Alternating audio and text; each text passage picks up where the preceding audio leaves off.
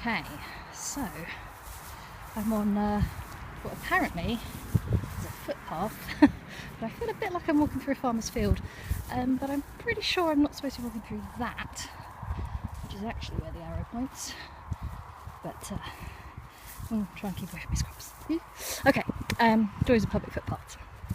Right, so thought I'd do a little update on where we are in regards to training for the London to Cambridge challenge, which is now only, okay, I am just deep in this guy's crops. Okay, let's go slightly to the edge.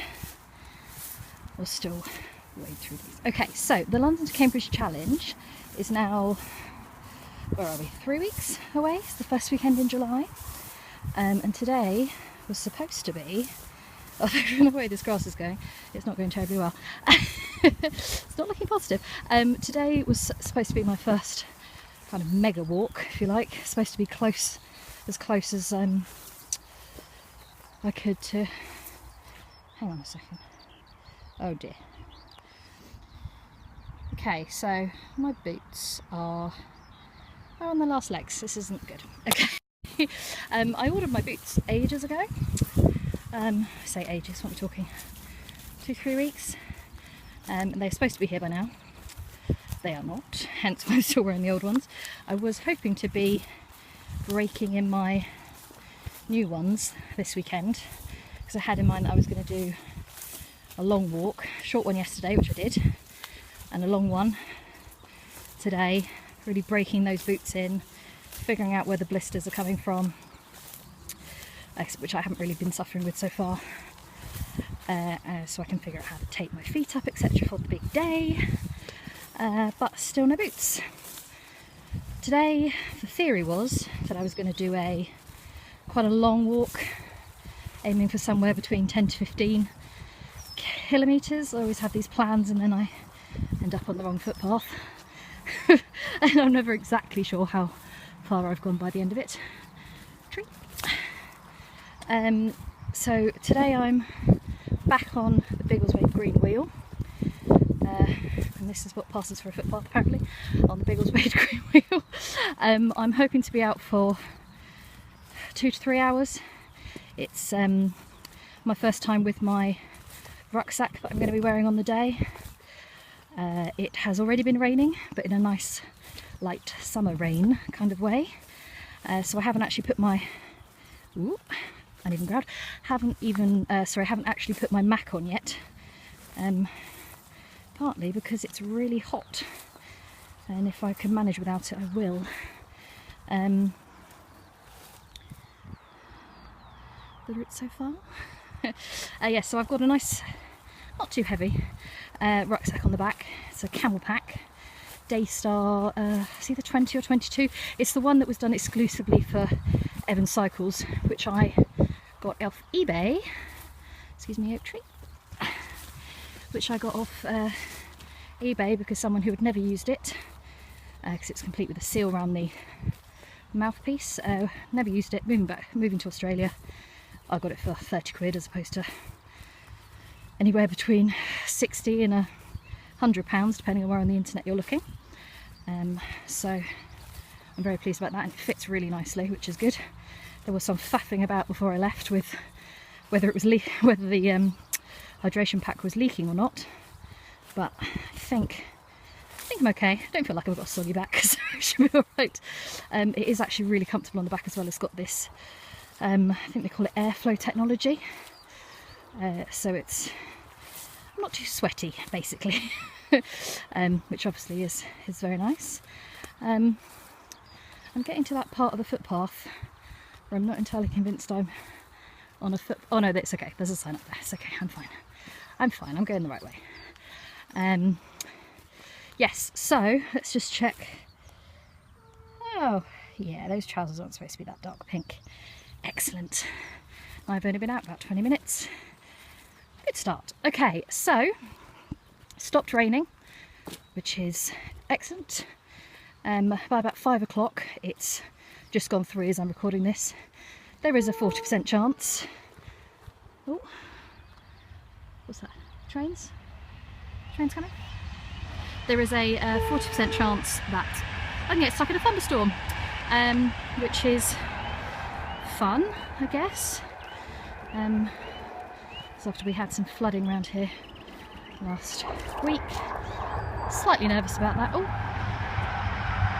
another one. I've actually got to cross that train track in a minute, so hopefully I'll be able to get across pretty quickly if they've just gone by.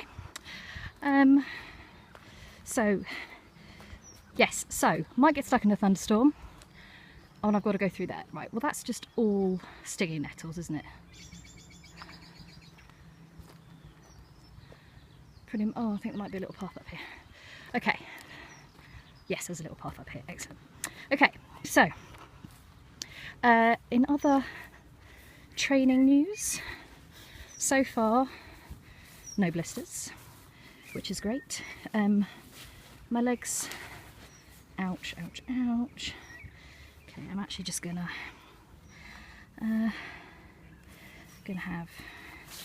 pick up one of you, because I've got a bad feeling about this. Okay. Yeah, so my legs have been coping quite well. Although I think maybe these trousers are not stinging.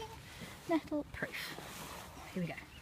Here we go. So my legs have been holding up quite well, considering that my fitness is fairly, let's hold you up in the air so you don't get stung, fairly non-existent.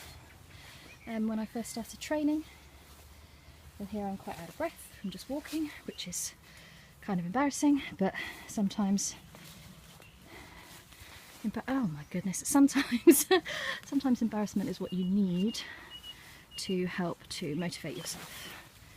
Okay, I should probably not try and film while I'm working out how I get out of here. I know I need to get to the train line, so get there somehow. Yeah, made it through. Don't actually think I got any stings, but apparently that's what passes for a footpath along the green wheel. If we come this way, might have to not come this way again. Right, so what was I saying? Yeah, legs holding up pretty well, which is good. Haven't really been suffering from any blisters, which is good. I think my general fitness is improving, but it's still fairly pants, hence the, oh, rabbit, which you probably can't see in the camera, but anyway, a little rabbit over there. Yeah, as you can tell from me being out of breath and kind of rambling, but the training is all going good. I am I'm going to get rid of this dock leaf now. I am very nervous about next Sunday. Next Sunday being Father's Day, and as you where do I cross? Oh, there. Okay, and as you'll know, oh, okay, and as you'll know, I'm doing this trek for the Alzheimer Society because of what my dad is going through, has gone through, what we've all as a family gone through thanks to Alzheimer's. And what I've discovered in the last couple of years is that actually Alzheimer's is the thing that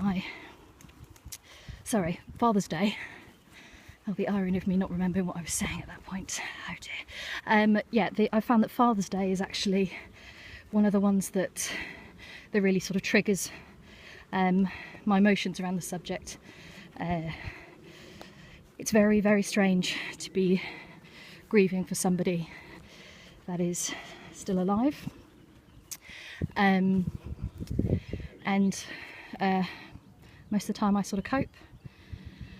And then it gets to Father's Day, and number one dad and best dad in the world is everywhere, and it's really annoying.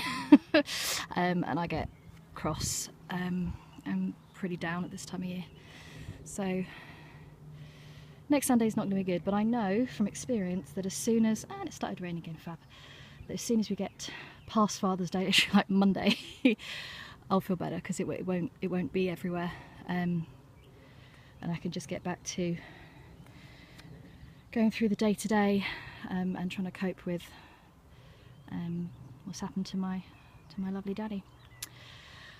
Anyway, thinking about this isn't motivating me, it's actually making me want to go home and curl up into bed. So I'm going to stop recording, I'm going to plug back into Harry Potter and the Goblet of Fire, which is currently what I'm listening to while I walk, and hopefully I'll make it home before there's any thunderstorms, and with my boots still in one piece.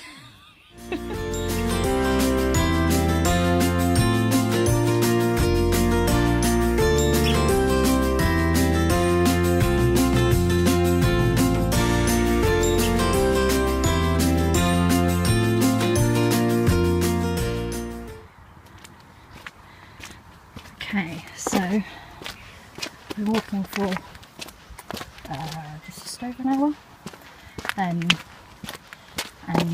my boots are still soaking, which is fine. My trousers are starting to dry off. Still got the grass stains from walking through that fairly intense stinging nettle, etc. situation earlier. But the sole of my left boot is now not just a bit cracked, it's actually kind of loose. I can feel it sort of wiggling around under my foot, which isn't great. And seeing as this is actually the real thing, so I don't need to power on, I'm going to divert my walk back towards home, and just accept defeat, really. When your boots are not made for walking, you just go home.